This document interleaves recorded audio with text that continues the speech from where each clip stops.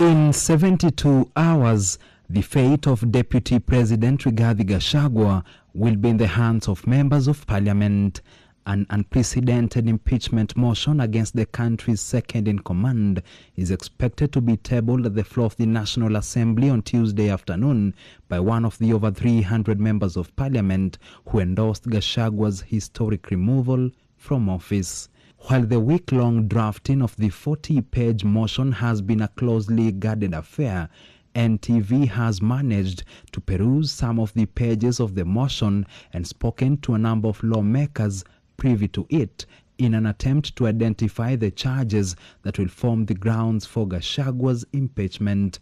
The motion has up to 10 charges, top among them being Gachagua allegedly threatened his boss, President William Ruto. Gachagua is accused of literally banging the desk in sheer anger at a meeting with his boss after Ruto denied him 8 billion shillings that Gachagua had asked for to walk away and pave the way for Ruto to appoint his replacement after their relationship turned sour.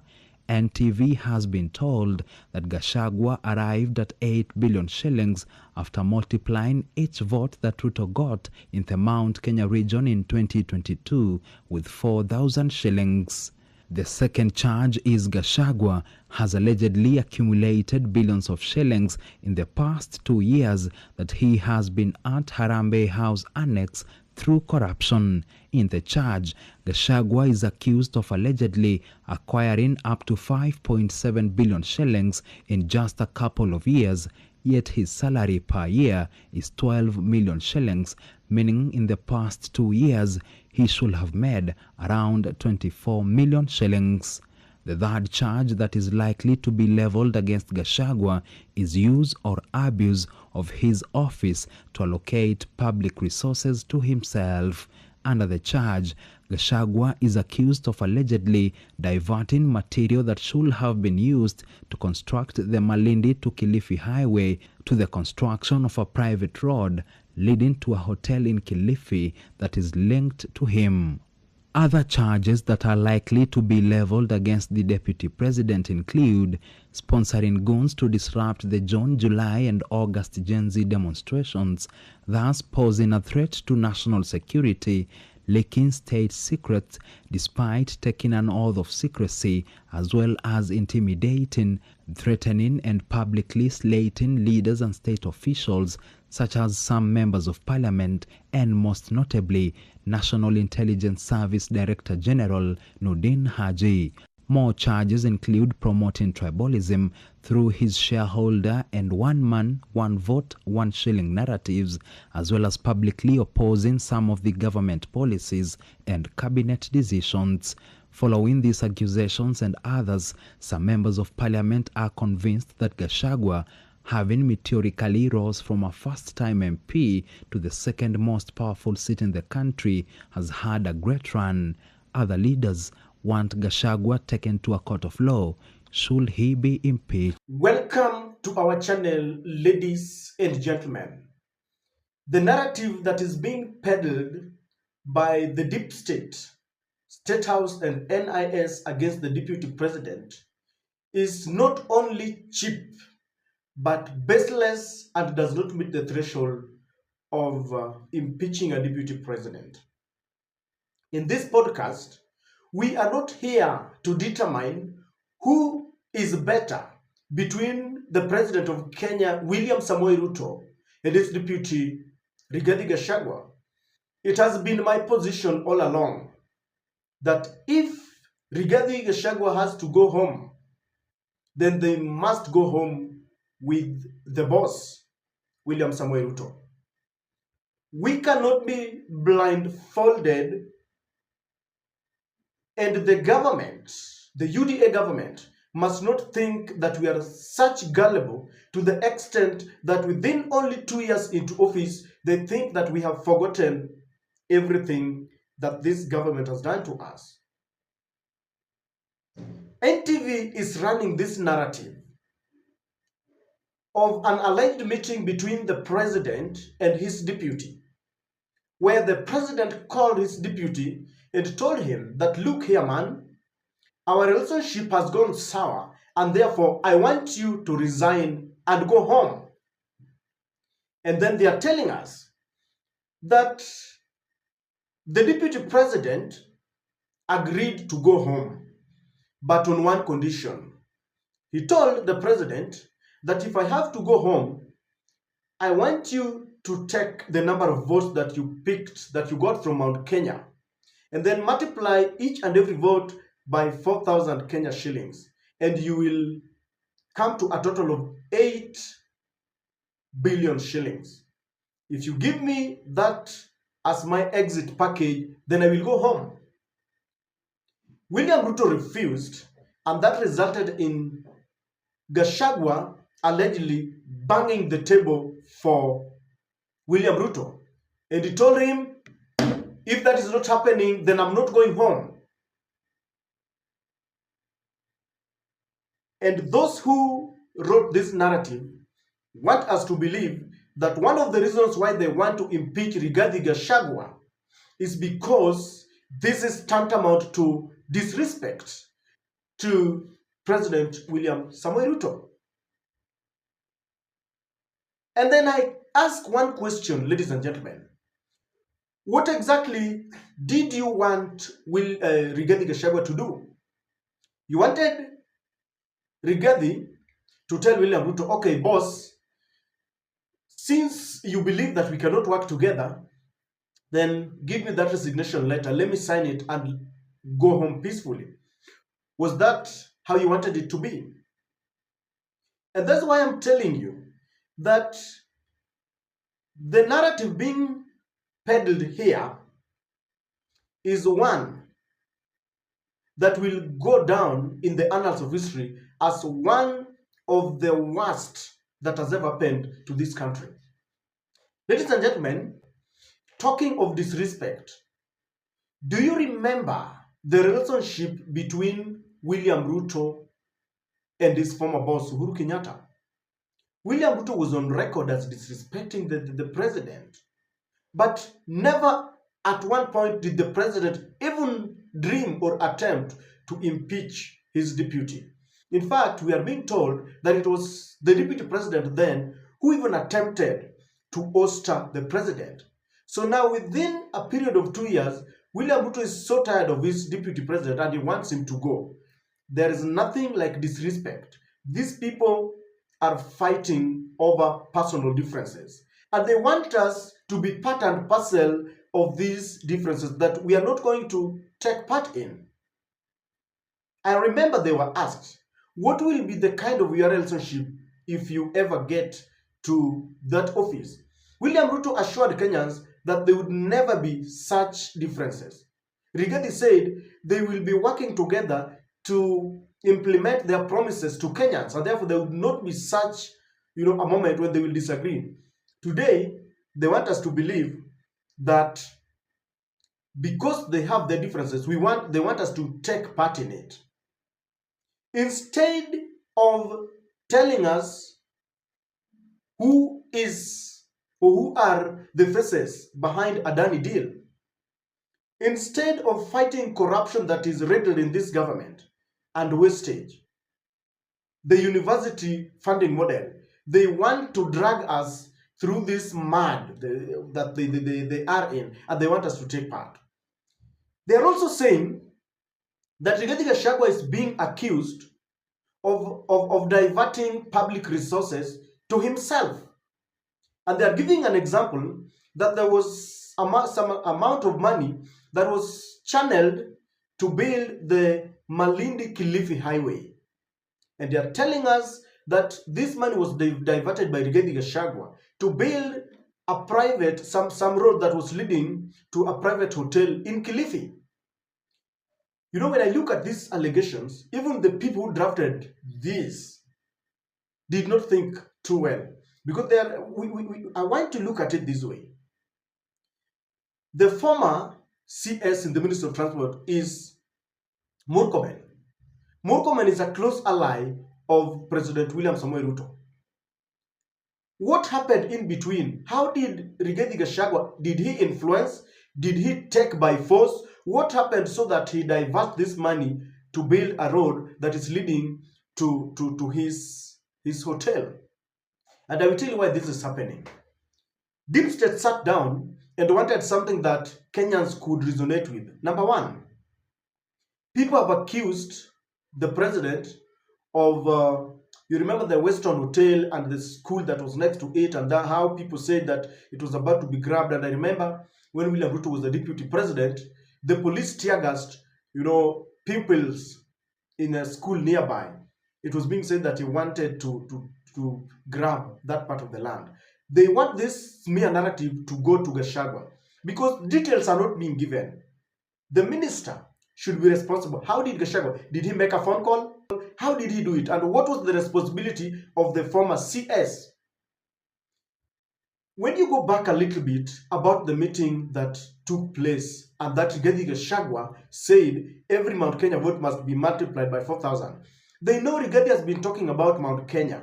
He's been saying usiguze Murima. He's been saying we gave William Ruto, for they talk of 3 million votes, 4 million, and so Rigathi must be respected. They knew that if they drive this narrative about the votes, then some Kenyans will believe it because Rigathi has been talking about the votes. When William Ruto was a deputy president, we know he was accused of being close to the Aror and Kimarer Dam scandal that was worth billions of shillings. And that case was closed when William Ruto was in power. The Judge Nyotu, who ruled, said that it was bungled. The people, the independent institutions that were supposed to help Kenya get back their money, frustrated this effort. And this happened after the new DPP was sworn in, Ranson Igonga. We have scandals like the government-to-government oil deal. No one's speaking about it. And you want us to believe that Rigathi Gachagua is such a corrupt person that he should go home. Let me tell you, or let me ask you, if we have to look at the corruption cases that public officers have thrived on, do you think the president would go scot-free? We cannot cherry-pick leaders, and now we want to victimize Rigathi Gachagua because of something that when you look at very closely, you'll realize that if we were to name the corrupt leaders, no one would be left. If you start from your MCA all the way to the presidents. And therefore, this narrative that he diverted public resources does not really convince me. They are also saying that Rigathi Gachagua has been accused of accumulating about 5.7 billion shillings for the 2 years that he's in office. And they are saying that Rigathi earns about 12 million shillings. If you look at it cumulatively, he should have had about 24 million shillings. Ladies and gentlemen, I'm not protecting Rigathi Gachagua, who is clean. How much has Musalia Mudavadi accumulated? How much has William Ruto accumulated? How much has Kithure Kindiki? When the cabinet secretaries, when William Ruto brought down the cabinet and he was reappointing them, they went for vetting and they had accumulated, within 2 years, they had accumulated millions and millions of shillings. Very questionable. I'm only saying that we cannot victimize Rigathi Gachagua on something that we know very well is synonymous with all the other leaders. If Rigathi has to go home on account of accumulating this money, all of them should go home. How much? Have we been told? How much have all the other leaders accumulated? I'm here to say that we cannot stoop too low on impeaching Rigathi Gachagua because of personal vendetta between the two of them. They are also accusing Rigathi Gachagua of sponsoring Gen Z protest. Really, ladies and gentlemen, I don't know what is wrong with our country. Gen Zs went to the street because they had reasons. William Ruto himself said, I succumb. And that is the reason why he did not sign the Finance Bill 2024. Was it a crime? Maybe Rigathi Gachagua, after realizing that he was cornered, he was only but telling William Ruto, stop this, because Rigathi Gachagua said this thing is not popular among Kenyans. If it is true that Rigathi Gachagua sponsored, the protest, why can't they take Rigathi Gachagua to court to answer the charges? I've seen them running around, people like Honorable Gachagua, Honorable Majadong, the former MP Ngunjiri Wambugu, and even Deuri. Why can't they just? I have seen charges leveled against them, and the DPP approved the charges that were given by the NIS boss. Why can't they just face Rigathi Gachagua that we know and we can link you directly to the Gen Z's protest? Go to court. They can always take him to court. They are saying that Rigathi Gachagua has been leaking state secrets, yet is under oath not to do them. And they are also saying that it's been threatening state officers and intimidating them. Ladies and gentlemen, there was a time when William Ruto stated very openly that the most incompetent officer, the most incompetent inspector general in the world was the former Inspector General Hilary Mutambai, and he was still in office when Ruto was a deputy president. He was never impeached for saying that. I want to humbly submit to you that we cannot run a country by cheap narrative and baseless allegations. What are the implications if at all we shall impeach Rigathi Gachagua? Number one, this will forever, it will go down in the annals of history as one of the worst, and it will dilute the threshold. We will be impeaching our state officers not based on threshold that has been set out in the Constitution. Because if William Ruto is not careful, in the next governments that will be coming, anyone will come up with baseless allegations against a deputy president, a president, a minister, and we will be diluting and mutilating our constitution. A state officer must be protected so that if at all we have to impeach someone, the case must be strong. It must not be a personal difference between his boss or that. It must be something that is touching on his office, on corruption, and how as it has been said. Number two, this is exposing the agenda, the hidden, secret, dirty agenda in the broad-based government. The only reason why William Ruto has got the audacity to now take this impeachment motion to parliament is because he's got the support of the ODM. In my personal opinion, I have maintained that Raila Odinga should have left William Ruto and Rigathi Gachagua to fight. They selected themselves. They had a narrative. They had a plan. They said they would run this country. They said Raila had no capacity to run this government. Now Raila goes to help William Ruto as they fight. We had predicted that these people would be fighting because we knew them. Yet now Raila, instead of letting these people fight, instead of letting these people, wash their dirty linens as we watch, he runs to help. And this will dilute the reasons that brought about this broad-based government. It seems one of the reasons was to impeach Rigathi Gachagua. And it is wrong if you ask me. Sifuna has maintained that they are not in government.